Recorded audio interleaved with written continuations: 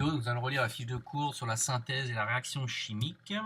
Donc, un système chimique, définition. Donc, un ensemble chimique est un ensemble d'espèces chimiques, atomes, ions, molécules. L'état d'un système chimique est décrit à un instant donné en indiquant donc la nature des espèces chimiques, nom ou formule, et leur état physique, donc liquide ou aqueux, solide ou gaz. Donc on utilisera donc les abréviations petit l pour liquide, AQ pour aqueux, S pour solide et G pour gaz. Les quantités de matière des espèces présentes, la température et la pression. Un système chimique dont la composition évolue signifie qu'il subit une transformation chimique. Donc comme nous l'avons vu dans l'activité que nous avons fait ensemble entre les ions Cu2+, les ions cuivre et le métal zinc. Donc l'état initial, on a vu pendant cette réaction-là, pendant cette activité-là, que quand on mettait en présence des ions cuivre Cu2+ avec du métal zinc, le système évoluait, puisque la couleur bleue caractéristique des ions Cu2+ disparaissait, qu'il se formait un métal rouge sur le métal gris qui était le zinc.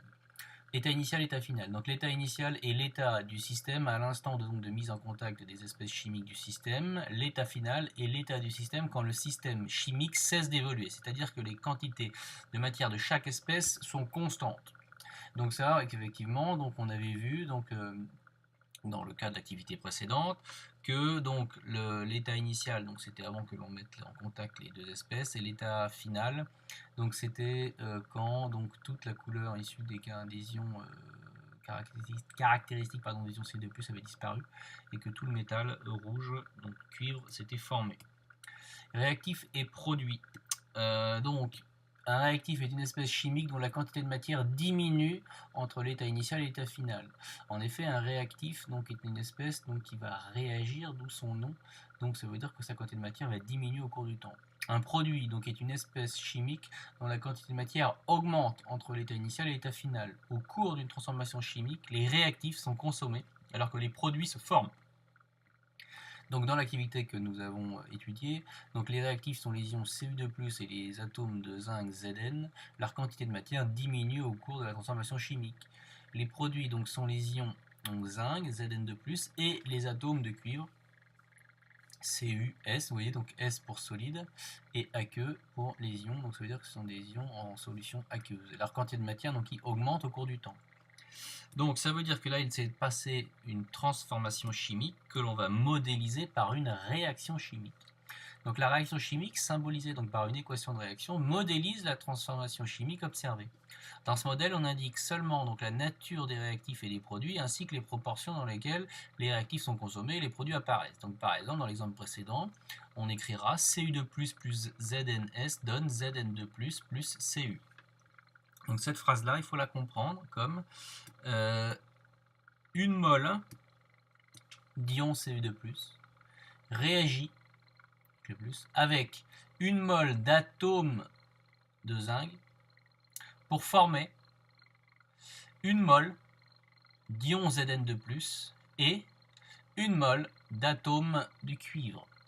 Donc regardez bien, j'ai bien dit une mole d'ion Cu2+ réagissent avec, c'est pour ça que le plus, réagissent avec une mole d'atomes de zinc ZnS pour former la flèche une mole d'ion Zn2+ et plus une mole d'atomes de Cu. Donc ça, pourquoi? Parce que vous avez ici des nombres ici qui sont devant. Vous voyez qu'il y a 1, 1, 1 et 1. Donc c'est pour ça qu'on ne les met pas, parce que par défaut, quand il n'y a aucun nombre, on dit que c'est 1. Alors ensuite, l'équation d'une réaction chimique. Donc l'équation de la réaction chimique symbolise l'évolution du système au cours de la transformation chimique. Dans l'équation, les réactifs sont toujours mis à gauche, les produits à droite, séparés par une flèche orientée de la gauche vers la droite.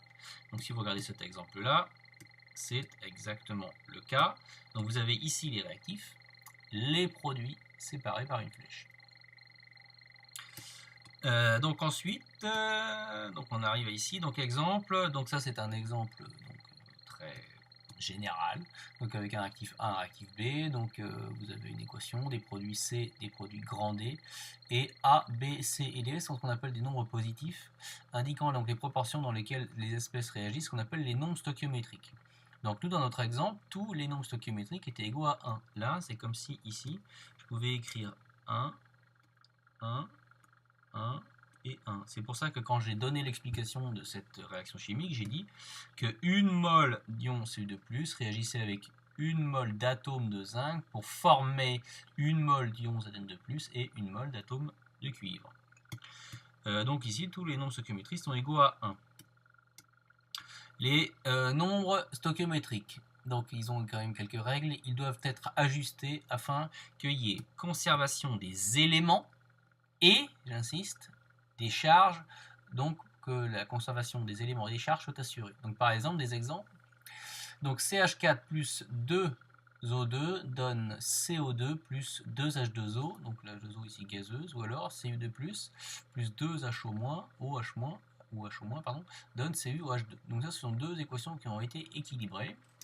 Donc vous allez voir qu'on va faire plein d'exercices pour essayer de trouver, donc que ça sera à vous de trouver les coefficients qu'il va falloir ici mettre, par exemple les 2, les 1, les 1, les 2, les 3, etc. Donc pour vous montrer comment ça fonctionne, donc on reprend celle-là, la précédente, la première, et on va vérifier qu'elle est bien équilibrée. Alors regardez bien, je vais d'abord vérifier qu'il y ait autant, donc il faut vérifier, donc ici il n'y a pas de charge, donc on est tranquille, donc il va falloir que je vérifie qu'il y ait conservation des éléments. Donc combien il y a de C? Si je m'intéresse pour l'instant au C. Donc ici, des C, j'en ai 1. Ici, j'ai le C, ici, de CH4, il n'y en a qu'un. Après vous, le cours qu'on a fait donc, sur les molécules. Hein. Ici, il n'y en a pas. Pas de C, donc ça veut dire que dans cette partie-là, l'oxygène ne contient pas de C. Ici, dans la molécule de CO2, il y a un C, donc j'écris 1.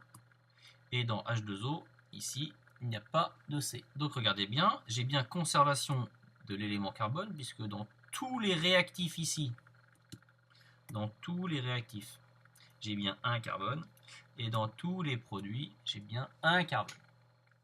Donc ensuite, je refais le même raisonnement pour tous les éléments présents. Donc là, ici, on voit qu'il y a encore l'élément, donc il nous reste à faire l'hydrogène. Si je prends l'élément hydrogène, ici, donc dans CH4, on voit qu'il y a 4 H.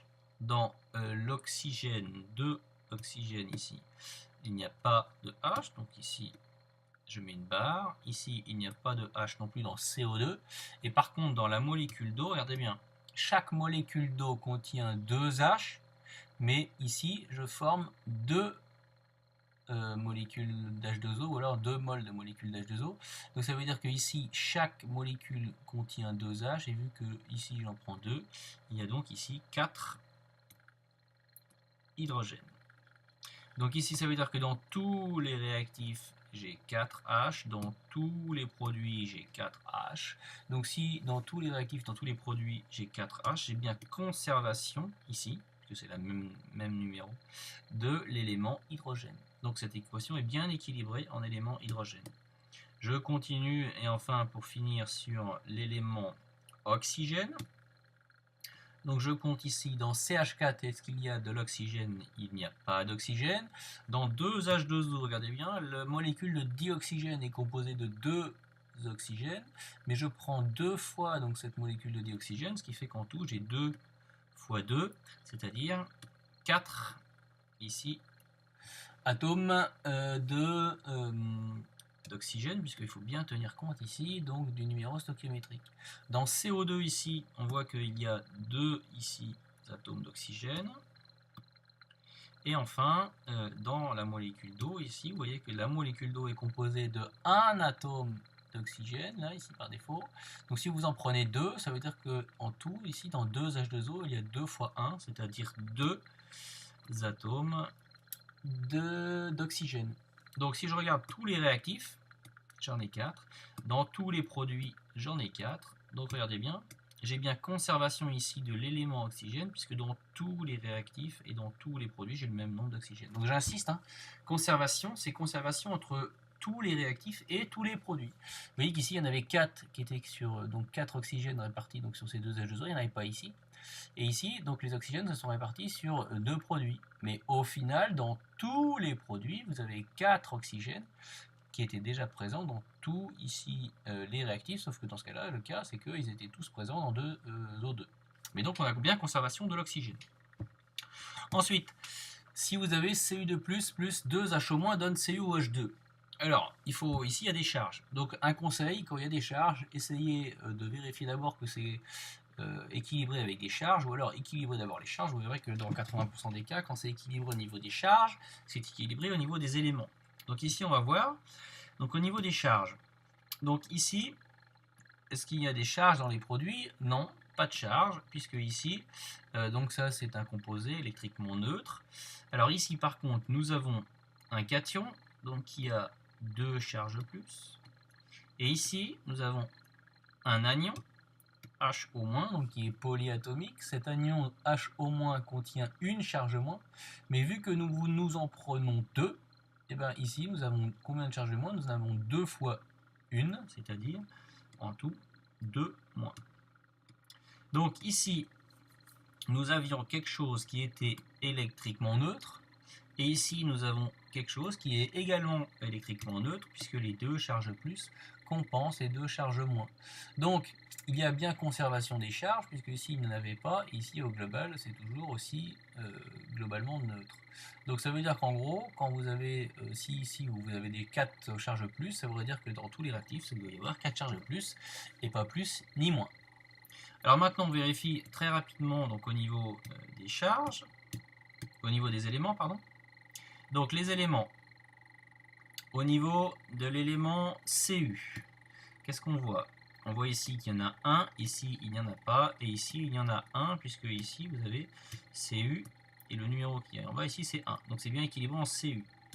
Ensuite en hydrogène, ici pas d'hydrogène puisque j'ai juste l'ion. Ici je prends 2 fois l'ion HO- qui contient 1 hydrogène, donc j'ai 2 fois 1, 2 hydrogènes. Ensuite ici, alors il faut bien faire attention, ici le 2 qu'il y a ici concerne tout ce qui est dans la parenthèse, donc ça veut dire que CuOH2, donc c'est CuOH et on prend 2 fois le groupe OH. Donc ça veut dire que ici il y a 2 fois ce groupe là, donc c'est-à-dire que dans ce groupe là il y a un H, donc si je le prends 2 fois, j'ai bien ici 2 H. Enfin pour l'oxygène, il n'y en a pas dans l'ion Cu2+. Idem ici pour l'ion, un seul oxygène dans HO-, et si vous avez un seul oxygène et que vous en prenez 2, ben vous en obtiendrez en tout donc 2 oxygènes, et pour les mêmes raisons, si dans le groupe entre parenthèses il y a un O et que vous le prenez 2 fois, vous obtiendrez 2 oxygènes. Donc vous voyez bien que c'est équilibré en éléments, et donc c'est équilibré en éléments cuivre, puisque dans tous les réactifs il y a un cuivre, et dans tous les produits ici il n'y en a qu'un cuivre. 2 hydrogènes dans tous les réactifs, 2 hydrogènes, 2 oxygènes ici dans tous les réactifs, 2 oxygènes dans tous les produits. Donc c'est bien équilibré en éléments, c'est bien équilibré en charge. Alors ensuite, quelques aspects expérimentaux. Donc vous allez voir qu'on va utiliser pendant l'année donc quelques montages, donc les montages qu'on appelle le montage à reflux. Donc vous avez de 2 types. Soit vous utilisez donc un chauffe-ballon avec un ballon dans lequel vous mettez le mélange réactionnel. Vous mettez au-dessus donc un réfrigérant à eau. Donc le réfrigérant c'est un tube, vous voyez, dans lequel autour on fait passer une arrivée d'eau, une sortie d'eau. Donc ça refroidit les contours de ce tube ici, de ce réfrigérant. Donc ici vous avez des vapeurs qui peuvent se former. Ces vapeurs elles arrivent, donc elles se sont évaporées. Elles arrivent ici sur les parois froides du réfrigérant. Elles se refroidissent, se condensent et retombent. Donc ça c'est le chauffage, du principe du chauffage à reflux, ça veut dire que n'importe quel gaz qui s'évapore va se recondenser ici sur les parois et retomber donc par gravitation dans le mélange réactionnel. Donc en fait il n'y a pas de perte de matière dans ce mélange là parce que tout ce qui s'évapore retombe dedans. Si jamais vous pouvez le faire aussi avec un bain-marie, donc dans ce cas là si vous avez un bain-marie, vous chauffez donc donc un récipient donc avec de l'eau chaude, donc là ici c'est un Erlenmeyer avec un réfrigérant cette fois-ci à air. Vous avez aussi donc un agitateur magnétique chauffant, un support. Donc si les composés qui peuvent s'évaporer donc ont des températures d'évaporation qui sont très élevées, donc ce qu'on appelle des composés très peu volatiles. On peut simplifier avec un réfrigérant à air. Donc imaginez ici un gaz qui s'évaporerait, donc il monterait ici sur le réfrigérant et il serait refroidi donc par le flux d'air qui tourne autour du réfrigérant et il retomberait. Donc ça n'est efficace que si les gaz qui peuvent potentiellement s'évaporer donc ont des températures d'ébullition d'évaporation très élevées, et si vous chauffez très peu ici, donc ça c'est pour les synthèses à température modérée. Donc ces montages nous permettent de maintenir une ébullition tout en condensant le réfrigérant, dans le réfrigérant les vapeurs des espèces donc chimiques volatiles, et ils évitent donc une perte de matière. Donc ça c'est généralement les montages qui sont utilisés pour faire des synthèses d'espèces chimiques. Voilà, donc nous espérons que cette vidéo vous aura été utile.